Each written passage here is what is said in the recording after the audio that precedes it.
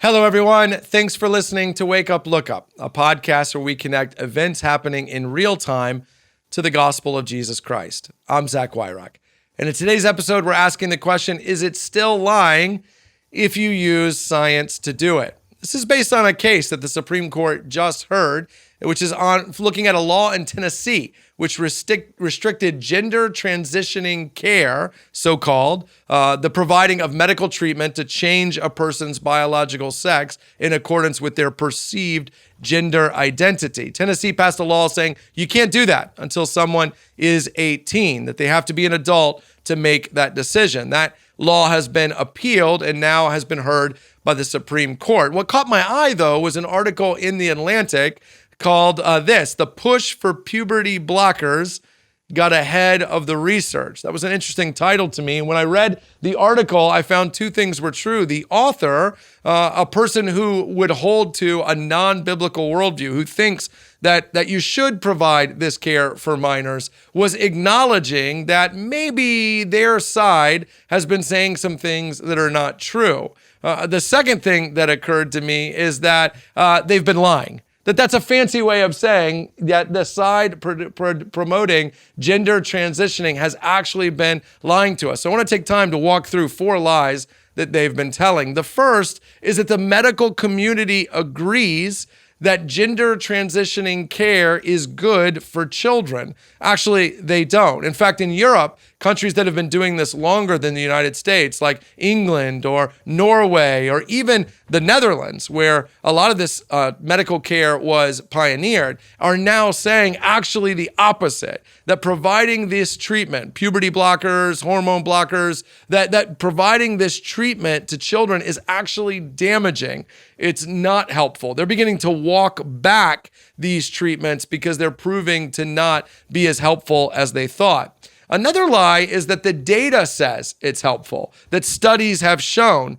Actually, studies have not shown. In the United States, where the more prominent medical associations still affirm gender transitioning care, what is true is that they're not affirming that care based on actual scientific studies. They're affirming the care on ideological grounds. Politically, socially, they think it's best. But even the author of the Atlantic article, who's inclined to agree with them, said, actually, the data is pretty scarce. And in fact, the data that does exist suggests the exact opposite. Another lie is that denying this care leads to a greater increase of suicide. There was one English clinic who used to provide puberty blockers and hormone therapy to children who were seeking to transition. And they stopped doing that, just cold turkey. And then they did a study over the next 6 to 9 months looking at had that increased the instances of suicide or suicidal ideation among their patients. And what they found was that the increase was 0.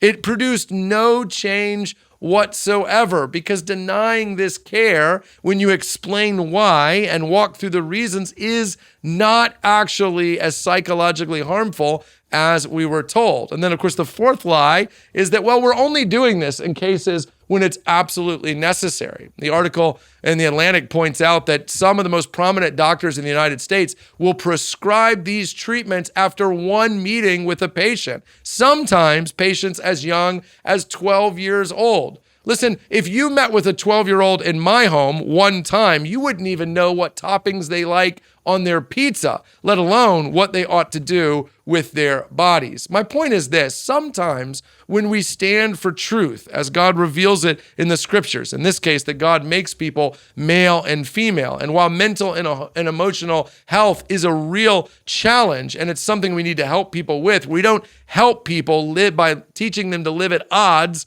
with their bodies. When you stand for that, sometimes you can feel like the bad guy. Sometimes maybe even hearing an inner voice that says, am I right? Am I listening to science? Is this going to hurt someone? But that inner voice is coming from a secular culture that is lying. That's because God's truth always leads to human flourishing. God knows how our bodies work. He knows how life works. When we share his wisdom, we always bless. Jesus said, the truth will set you free.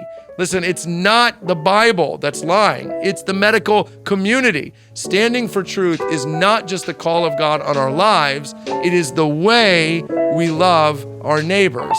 So keep doing it. Hey, thanks so much for watching this episode of Wake Up, Look Up. While you're here, take a minute to like and subscribe. It really helps us get the word out. Don't hesitate to leave a review wherever you might find this podcast on an audio level and help spread the word. And hey, while you're here, check out all the other content we have at Christ Community Chapel on YouTube. Some of those videos are popping up on the screen now. Click on one.